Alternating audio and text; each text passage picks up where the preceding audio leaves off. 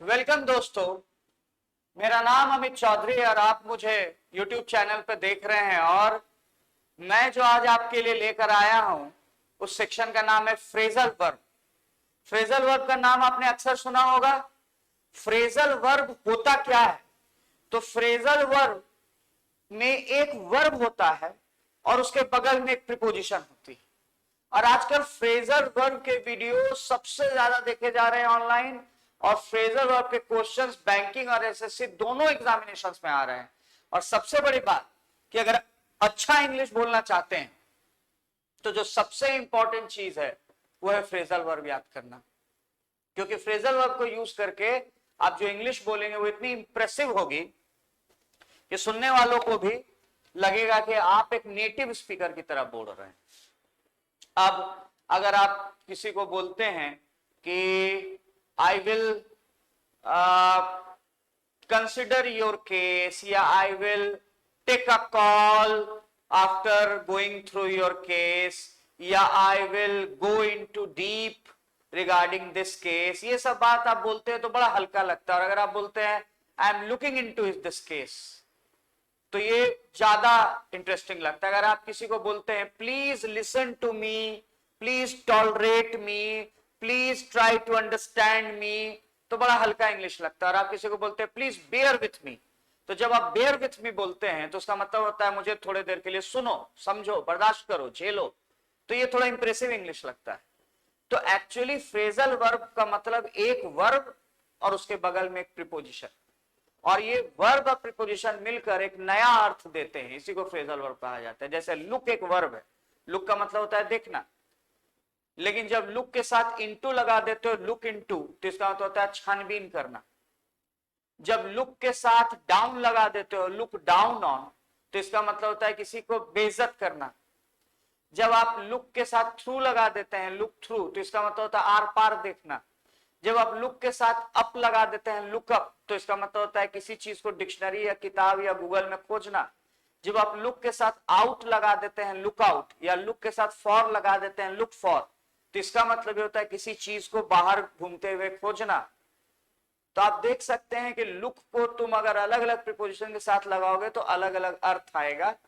तो एक मैं आपके सामने एक्सरसाइज सॉल्व करने वाला हूं, देखिएगा मेरे साथ ध्यान से। इस एक्सरसाइज में हम लोगों को कुछ फ्रेजल वर्ब को यूज करना है फिल इन द ब्लैंक्स को भरने में, और इसी के थ्रू हम लोग फ्रेजल वर्ब याद करेंगे। तो पहला क्वेश्चन है can tries to dash mini all the time. तो तीन ऑप्शन, बस तीन ऑप्शन में भरना है। एक्ट अप भरोगे कि एक्ट लाइक भरोगे कि सीम लाइक भरोगे, तीनों में कौन सा फ्रेजल वर्ब आएगा? Kimi tries to act up Minnie all the time, Kimi tries to act like Minnie all the time, और Ken tries to seem like Minnie all the time। तो दोस्तों यहां पर जो हमारा आंसर होगा कि केन जो है वो ट्राई कर रहा है मिनी को हमेशा परेशान करने का। यहां पर नकल करने की बात नहीं होगी, क्योंकि एक्ट लाइक माने होता है उसके किसी के जैसा काम करना। तो लेकिन यहां पर परेशान करने का भावना हो रहा है, क्योंकि ऑल द टाइम बोला जा रहा है। एक्ट लाइक में तो हो गया किसी के जैसा एक्ट करना, लेकिन यहां पर परेशान करने का भाव है, तो एक्ट अप होगा। Kimi tries to act up mini all the time. Act up का मतलब ही होता है परेशान करना। अगर आपने बोला my bike is acting up, तो इसका मतलब हो गया कि मेरी बाइक जो है वो नाटक कर रही है, यानी परेशान कर रही है, यानी इसे मैकेनिक को दिखाने की जरूरत है। तो परेशान करना, डिस्टर्ब करना। सेकेंड बोलता है when he tried to balance his chequebook he found that things just did not add on, add right की एड अप। यहां पर सही आंसर होगा एड अप, क्योंकि एड अप का मतलब जोड़ना तो होता ही है, और एड अप का मतलब टैली करना भी होता है। जब दो अलग अलग हिसाबों को आप टैली मैच करने की कोशिश करें तो उसको एड अप कहा जाता है। तो यहां पर आंसर एड अप होगा। ये भी एक फ्रेजल वर्ब है जिसका मतलब है दो चीजों का मैच करना। तो बोल रहा है कि जब उसने ट्राई किया अपने चेकबुक को बैलेंस करने का, तो उसने पाया कि जो हिसाब है वो मैच नहीं कर रहा। तीसरा क्वेश्चन देखिएगा दोस्तों, Kumar really likes Kimi but he is too nervous, ask her out, ask her on की आस्क हर ऑफ। यहां पर आस्क हर आउट होगा। क्योंकि आस्क हर आउट का मतलब होता है किसी को डेटिंग पे ले जाना, डेट पे ले जाना। तो यहां पर to go on date, to take someone on date, यहां पर आप डेट पे जाने की बात कर रहे हैं।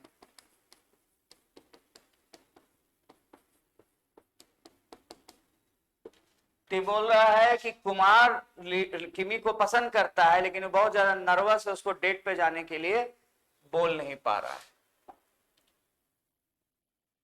फोर्थ नंबर क्वेश्चन देखिएगा दोस्तों, जवाब देने की कोशिश कीजिएगा। कौन सा फ्रेजल वर्ब यहां आएगा? John did not dash when his superior reprimanded him. John did not back up, back down या बैक ओवर। देखो, हर फ्रेजल वर्ब का कोई मतलब हो ये जरूरी नहीं है।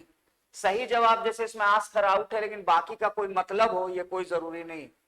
उसी तरह इसमें जो सही जवाब है वो है John did not back down when his superiors reprimanded. Reprimanded मतलब होता है डांटना। जब उसके सुपीरियर्स ने उसको डांटा तो उसने बैक डाउन नहीं किया, मतलब पीछे हटना, हार मानना। तो वो पीछे नहीं हटा, सुपीरियर्स के डांटने के बाद भी वो पीछे नहीं हटा, तो यहां बैक डाउन होगा।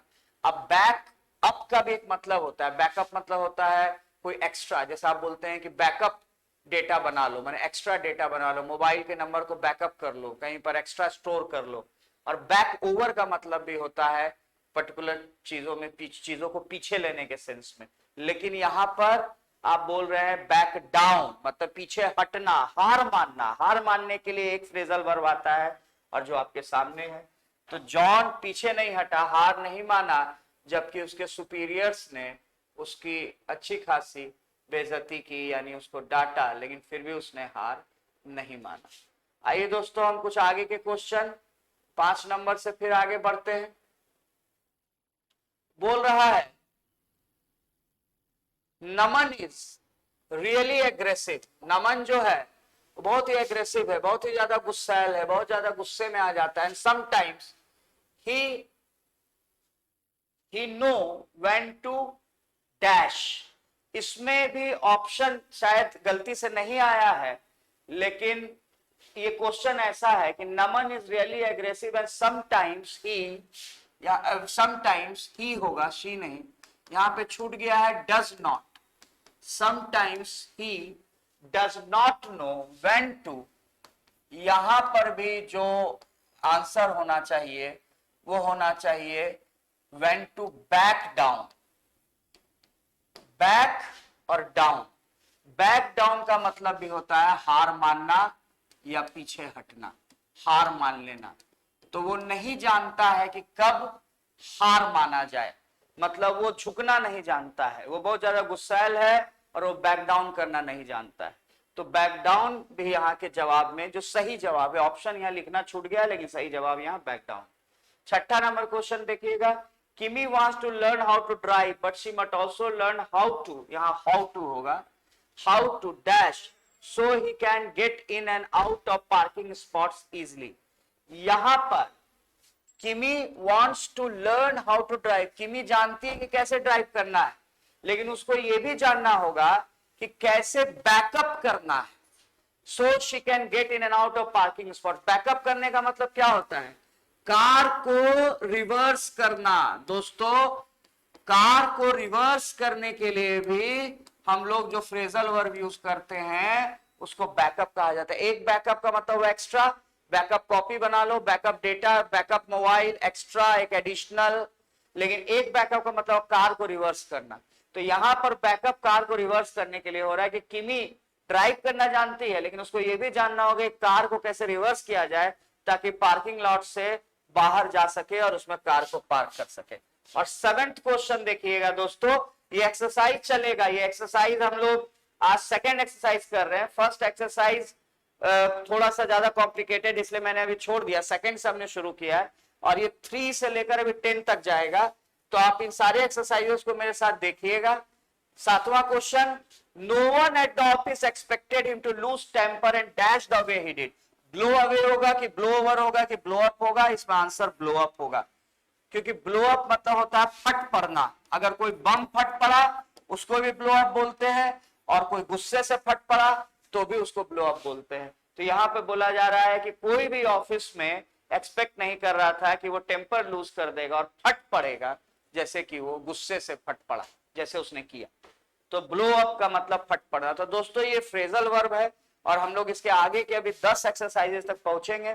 तो मेरे साथ बने रहें और वीडियो को कमेंट करें, शेयर करें, लाइक करें, और सब लोगों ये बीएससी कोचिंग का जो ये चैनल है यूट्यूब पे, इसको सब्सक्राइब करें और इसमें नोटिफिकेशन ऑन कर दें ताकि आप लोगों को इंटरेस्टिंग वीडियोस हर रोज मिलता रहे।